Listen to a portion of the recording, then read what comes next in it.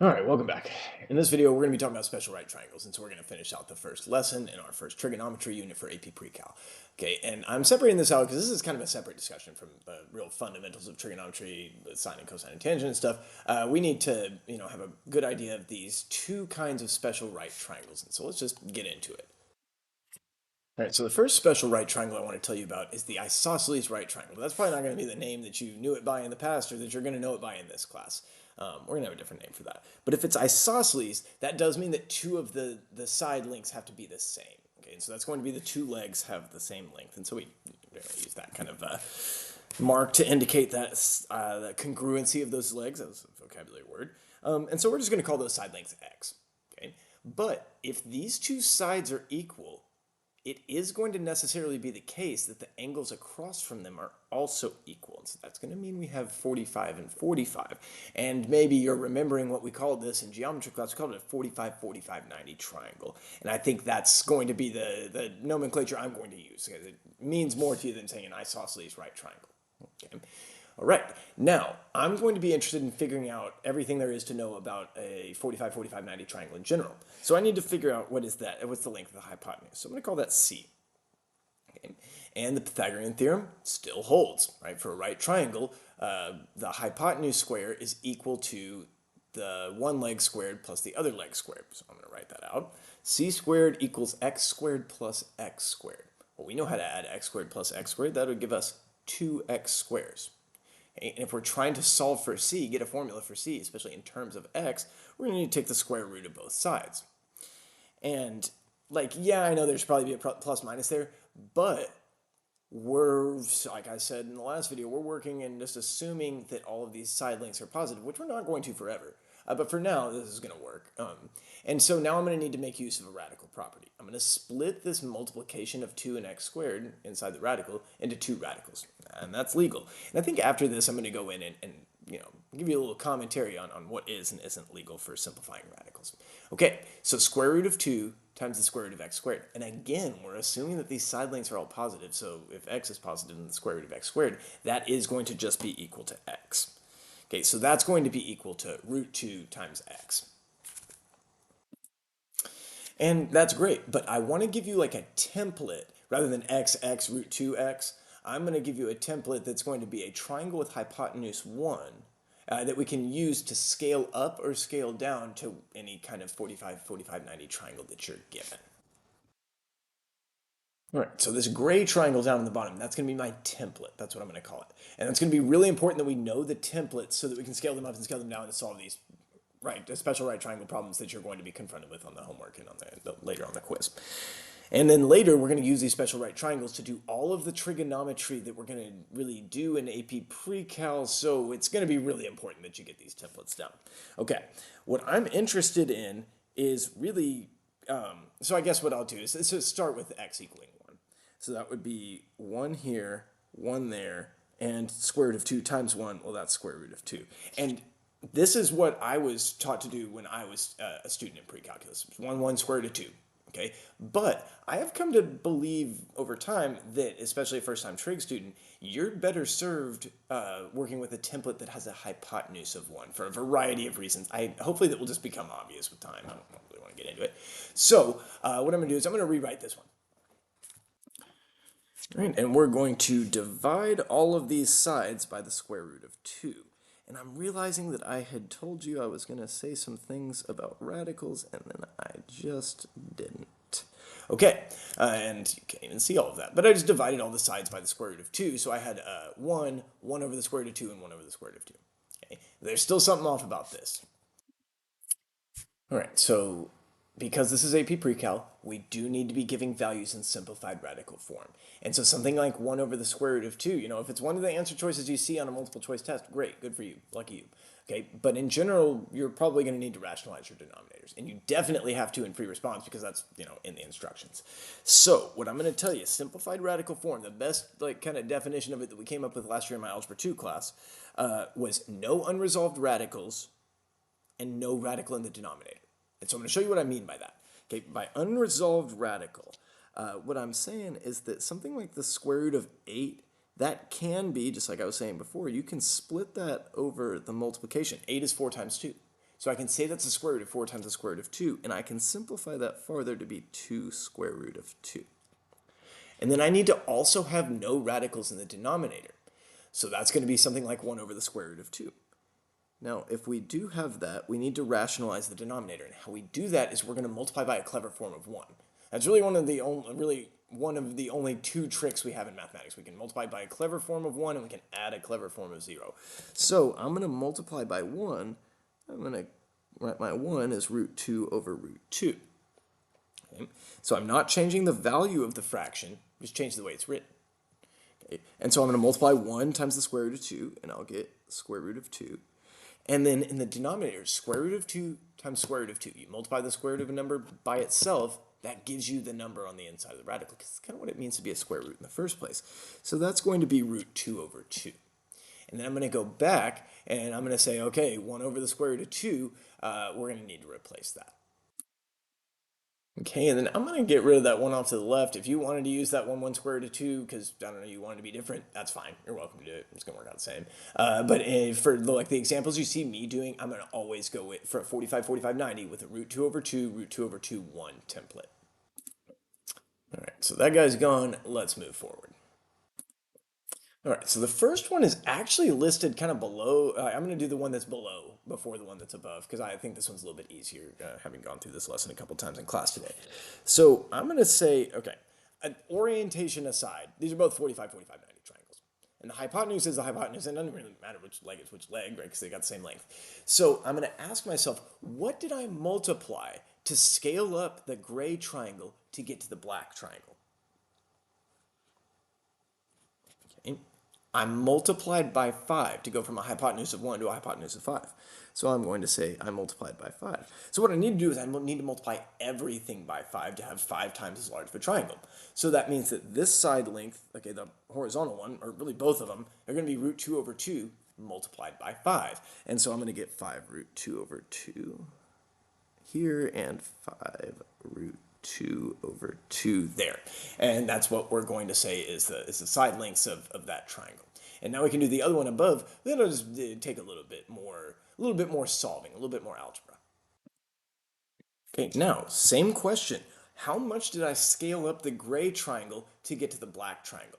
But to me, this is not obvious to think about, okay, what do I multiply root 2 over 2 by to get to 3? Maybe you're some sort of arithmetic whiz and you've got this. And if you do, go for it, right? But for me, I'm going to need to be a little bit more certain. So I know what happened was I took this square root of 2 over 2, and I multiplied it by some like multiplier. I'm just going to call it capital R because that's a letter I don't think we're going to need to use in this unit, or really in trigonometry in this class at all. So root 2 over 2 multiplied by some multiplier gives me 3. And so now I need to solve for R. And it's been a while since we've solved an equation like that, but it's not hard. We're going to start by getting rid of the denominator. So I'll have square root of 2R equals 3 times 2 is 6. And then I'm going to solve for R by dividing both sides by the square root of 3. Okay, but that's an issue, right? I don't probably want to... Wait. Yeah, 6 over the square root of 2, not 6 over the square root of 3. We're not to the point where we need square root of 3 yet. Okay, and I think I'm going to just leave that there because that's not my final answer. It's the multiplier I'm multiplying by to get from the gray triangle to the black triangle. So what I think I'm going to do is I'm going to say, all right, well, it's a 45, 45, 90 triangle. So I know that this side length has to be 3. Okay, but this one right here, this one is going to equal 1 multiplied by the multiplier. So that's 6 over the square root of 2. Okay, so that's just going to be 6 over root 2. But this is not rationalized, right? So I'm going to need to do some work over here to rationalize my denominator. All right, so I'm going to go off to the side and get this denominator rational so that I can, have myself a final answer. So I've got 6 over the square root of 2, and I'm going to multiply that by a clever form of 1. I need to multiply by root 2 over root 2. And so then when I do that, I'm going to have in the top 6 root 2, and in the denominator 2. Okay, but 6 over 2, that's something I can simplify, right? I know 6 divided by 2 is 3, so I'm going to write that as 3 times the square root of 2. And so we'll have that 3 square root of 2. as our side lengths, and that fits in with the pattern. Okay, now let's do the other type of special right triangle of an equilateral triangle. So if we know that these things are equilateral, or if this thing on the left is equilateral, it means all three sides have the same length. Okay, but equilateral does also mean equiangular. So that means all three of these are 60. But it does say we're about to cut this in half, so I'm not going to label that top one as 60, but I am going to draw in, where I'm cutting. Okay, so if I cut it in half that way, then that vertical side of the triangle on the right, that's going to be, where I cut. So I might just go ahead and label that in blue. Okay, now what I still know is that this is going to be 60. Okay, I definitely cut this in such a way that it was going to be a right angle. And I'm sure there's some sort of theorem from geometry that's like, if it comes down at a right angle, it's going to cut the angle in half or whatever. But I don't really want to get into it too much. I did neglect to label these side lengths x and x. And that would make that bottom also x. But I've kind of like cut it in half. So I'm going to say that that's half of x. And then I'm going to want to find, to kind of get myself a template, I'm going to want to find this other side length. All right, so I'm going to start with the idea of the Pythagorean theorem. So one leg squared plus the other leg squared equals the hypotenuse squared. It's just a little tricky because all of a sudden x became the hypotenuse, right? Whereas it wasn't before. And so 1/2 x squared plus b squared equals x squared. And I'm going to try to solve for b. So first I'm going to square these things. So then I'm going to say, all right, if I square a half x, I'm going to have 2 powers of a half and 2 powers of x. So I'll have 1/4 of x squared plus b squared equals x squared. And then I'm going to try to solve for b, but first I'm going to isolate b squared. And so I'll subtract the 1x squared minus 1/4 of x squared. And that will leave me with 3/4 of x squared, right? Because the 1x squared is 4/4 of x squared, and I lost one of them, so I'm left with 3. Okay, now I'm going to take the square root of both sides. And I'll have the square root of 3/4 x squared. And that doesn't really look like anything to me. So I'm going to start working on this. Okay, all these things are connected with multiplication. 3 times 1/4 times x squared. So I can split out the radicals. So I'm going to go over here and I'm going to say, all right, it's the square root of 3 over the square root of 4 times the square root of x squared. But I know the square root of 4. And, assuming that that all these side lengths are positive, I know what the square root of x squared is as well. That's just going to be regular x. And so I'm going to say b is root 3 over 2 times x. So our important template that I'm going to draw in gray and kind of just drag around with me for the rest of the discussion here, it's going to be having a hypotenuse of 1. So we're just going to let x equal 1. 1, and then this one's 1/2, and then this one's root 3 over 2. And then I'm going to do the same thing. I'm going to grab the template and we're going to apply it to some other triangles to kind of fill out missing side lengths. But before I move on and get into it, we need to kind of agree about the values of these numbers. Okay, and I think you can kind of see from the diagram that these are both numbers that are less than 1. But this is a very common place for errors with first-time trig students. So I just want to go over it with you. I think we, kind of the list of players that we've seen so far in this video has been 1/2, root 3 over 2, and root 2 over 2. And then I would also say 0 because that's something we're going to be interested in, probably not today or even next time, but sometime in the future. So I kind of got 0, 1, root 2 over 2. Hold on, this pen's too thick. We've also got root 3 over 2, and we've got 1/2. And so I kind of want to rank these from least to greatest. Okay? So I'm going to say I think it's pretty self-evident that on this list, 0 is the least, because these are all positive numbers, and 0 is not really positive.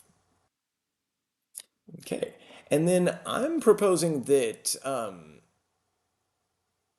1/2 is actually the next smallest number on this list. Okay? And so I'm going to call this the square root of 1 over 2. Because I think it'll be, you'll see what I'm saying here in a second. Then I think that square root of 2 over 2 is the next smallest. Then root 3 over 2, and then 1 is biggest of all. I'm going to write that as root 4 over 2. What do you think I'm writing? The next one is root 4 over 2. Think about it. What is root 4 over 2? That's 1. And if we think about it like this, it's pretty self-evident. Okay, square root of 1 over 2 is going to be less than square root of 2 over 2, less than square root of 3 over 2, and less than square root of 4 over 2. But we're going to need to know overall that 0 is less than a half, which is less than root 2 over 2, which is less than root 3 over 2, which is less than 1. All this to say, the 1/2, that goes on the short side. Okay, that was a poor choice of highlighter color, but I've gone too deep now, right? I'm not going to do anything about it. So the side that's across from the 30-degree angle, that's going to be the one that needs to have the 1/2 when we go to apply this template to a different triangle. All right, so the first one I want to do is this one that I've got a 60-degree angle. It's oriented the exact same way as the one that we're looking at. So it's not going to be that, especially since I'm just dragging the same thing around, and it's not going to be a big deal for us to say, okay, well, the 1/2 side is at the bottom, the root 3 over 2 side, or the root 3 over 2 equivalent side is sitting vertically, and the hypotenuse is 4. Okay, so I think to myself, what did I multiply the gray triangle by to get 4? I multiplied it up by a factor of 4. So I'm going to do the same thing to the other sides, that 1/2. It's also going to get multiplied by 4. So 1/2 times 4, that's not 4, that's going to be 2. And then 4 times root 3 over 2, okay, root 3 over 2 times 4, well, that's like multiplying by 4 over 1. So that's 4 root 3 over 2, that's going to be 2 root 3. Okay, and I've found the missing side lengths. So let's do this again, but like kind of switch up the orientation or switch which side length we're given. Okay, I don't know that I did this one in class. I think I was too zoomed in on the notes and didn't even catch that this one was off to the side. So we've got a 60-degree angle with the 5 on the bottom. Okay, if the 60-degree angle is in the bottom right, that means the top left, that's going to be a 30-degree angle. Okay, and the one across from the 30, that's the shortest leg of all, so that's going to be the 1/2. So I think to myself, what did I multiply a half by to get 5? I multiplied it up by 10. So I'm going to say, all right, to go from the gray triangle to the black triangle, I multiplied by a factor of 10.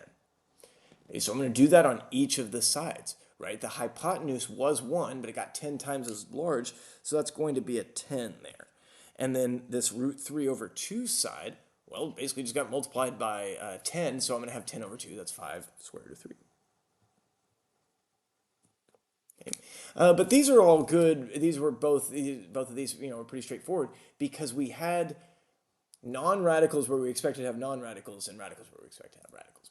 Okay, and the next one, kind of like we saw earlier with the 45, 45, 90, if we have a radical where we don't expect it to be, or we don't have a radical where we do expect it to be, that's going to involve a little bit more solving. It's not going to be that much harder. It's just going to take a little bit longer. Okay, now my opinion at this point is that I don't really want I don't want to work off of this template anymore. I want to make a new one. So that's what I'm going to do. I'm going to clear this one out and build a new one that looks like the triangle I'm looking at, because that's kind of what we're going to start to do as we continue to move forward in this unit. All right, so now I've got one oriented the same way, and I'm going to label this the same way with 1/2 root 3 over 2 and 1, but so in such a way that makes it a little bit easier for me. Okay, so what I'm going to say is I've got the short leg is the one that's across from the 30-degree angle. That's a half. Okay, the longer leg is the root 3 over 2 because the square root of 3 is bigger than 1. And then the hypotenuse is going to be 1. So I asked myself, ooh, what do I need to multiply root 3 over 2 by to get 2? And that's going to be my scaling factor. Now, since I can't just think of a scaling factor, I'm going to need to sit down and do some algebra, right? I'm going to say, all right, what did I multiply root 3 over 2 by? I might just call it some letter R to get 2. Okay, so I'm going to start by multiplying both sides by 2, and I guess I'd still have a square root of 3 there. And then I'll solve for R by dividing by the square root of 3, 4 over the square root of 3. And then I'm just going to kind of start with that. Okay, so that kind of makes sense. But I guess since I'm going to be multiplying 1.5 by this 4 over the square root of 3, I should probably rationalize the denominator. So I'm going to do that right now. And I'm going to let you make that judgment call for yourself on when is the best time to rationalize the denominator. If you see it coming and you're like, oh, I'm going to have to do it eventually, might as well do it now, that's perfectly fine to do it. Perfectly fine time to do it. If you want to do it at the very end of the problem when you're just presenting your answer, that's an option you've got as well. And, don't let me force you one way or the other. So I'm going to have 4 square root of 3 in the numerator and then a 3 in the denominator. Okay, so that's going to be my scaling factor.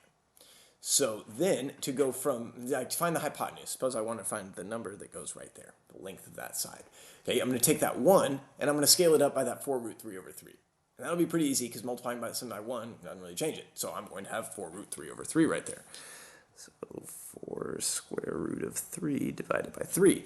And then the half side, you can look at this two ways. You're like, okay, I need to scale up the half by 4 root 3 over 3 to get the, the vertical leg. Or you could think, okay, the short leg on the 30, 60, 90 is half the length of the hypotenuse. So I can take the 4 root 3 over 3 and divide it in half. Either way, you're going to end up with half of 4 root 3 over 3. And that's equal to 2 square root of 3 divided by 3. And, this has been a good collection of special right triangle problems because there's going to be a bunch of those in the homework. And so that's going to be a good place for us to start. Okay, so, building up to connecting this back to the earlier video about fundamentals of trigonometry, let's find the missing side lengths, then compute sine of 30 and cosine of 30. We're only going to do this once. I'm trying to end this video as quickly as possible, but I want to do these extra examples. Okay, so sine of 30, we're going to just fill out this one on the left. This is kind of our template triangle, so I'm just going to fill it out with the side lengths that we know. Okay, and the side across from the 30-degree angle, it's going to be the short side. That's the one that has a half. The longer leg has root 3 over 2 is its length. So the sine of 30, still opposite over hypotenuse. And then maybe you can see what I was talking about earlier, why we're really interested in triangles that have hypotenuse 1. Because sine of 30 is going to be really easy to find. Opposite over 1, oh, that's just a half. Okay, so sine of 30, that's a half. And then cosine of 30, that's adjacent over hypotenuse, that's root 3 over 2. Now, what would happen if you filled out the one on the right? That one is going to be the the same triangle that we just did, just the last example. And if you did SOHCAHTOA or SOHCA on that one, then you would have found the exact same thing, 1/2 and root 3 over 2 for sine and cosine of 30 degrees. For the 45, 45, 90 triangle, I'm going to do the same thing, but even quicker. We know that the template for that is root 2 over 2, root 2 over 2, 1. So sine of 45 degrees, think about opposite over hypotenuse. Well, again, divided by 1. This is really nice. This is just going to be root 2 over 2. And cosine of 45, that's also going to be root 2 over 2. And that's exactly what you would see if you worked off of the one that had hypotenuse length 4. It would be, 4 times as much opposite and 4 times as much hypotenuse, which ends up giving you the same ratio. And I feel like I kind of already justified that, I think, in the fundamentals video. So I'm just going to move on to this last example. All right, now the last example I'd kind of intended to record with the previous video, but I kind of got carried away, was excited to get it done with and pressed end. So I'm just going to work this one out. It's never a bad time for this type of problem. I do want to point out the language, though, because this was something we ran into kind of at the end of last semester. So if the function f gives values of y, okay, what that's saying is that gives you a formula that it can be used to compute the value of y. And so what I'm getting at here is that eventually we're heading at a y equals type equation. And if this function g gives us a formula for values of a, well, as a function of y, well, that's just going to really mean that I need to be getting back like an a equals, a formula for a. Okay, but at this point, it's like, what am I supposed to do here? And that's why I'm showing you. So look at the triangle diagram. What do I have? I don't have a hypotenuse, but I do have an opposite leg and an adjacent leg. And I suppose that this could probably use, one of these. Let's see if it's a nice rectangle and it's close to in the right spot. And it's a right triangle. And so, what relationship connects the opposite leg and the adjacent leg? Opposite, adjacent, OA, TOA, tangent. So I'm going to start there. I'm going to say, all right, tangent of A equals opposite over adjacent. Okay, so if I'm going over here to the equation that I'm highlighting in yellow, and I want to solve for y, and y is currently divided by 5, what am I going to do with both sides of the equation? I'm going to multiply it by 5. So I'm going to say y is equal to 5 times the tangent of a. Okay? And that is a function of a. You know, if I want to say f of a, because it did ask for a formula for f of a, I might say f of a equals 5 times the tangent of a. Okay? And if the function g gives values of a as a function of y, that means I need to solve for y. I need to solve for a. I already solved for y. Okay, I need to get that thing out of the tangent. And we did that in the last video. It's been a few minutes. We're going to hit both sides with inverse tangent, arctangent. So I'm going to say a is going to be equal to inverse tangent of y divided by 5. Because then that will hit both sides with inverse tangent, that will resolve the tangent. So I'm going to say, all right, g of y, that does have an input of y. G of y equals inverse tangent of y over 5. Okay, and that's us solving those. And that's going to be all for this video. Thanks for watching. Hope it helped.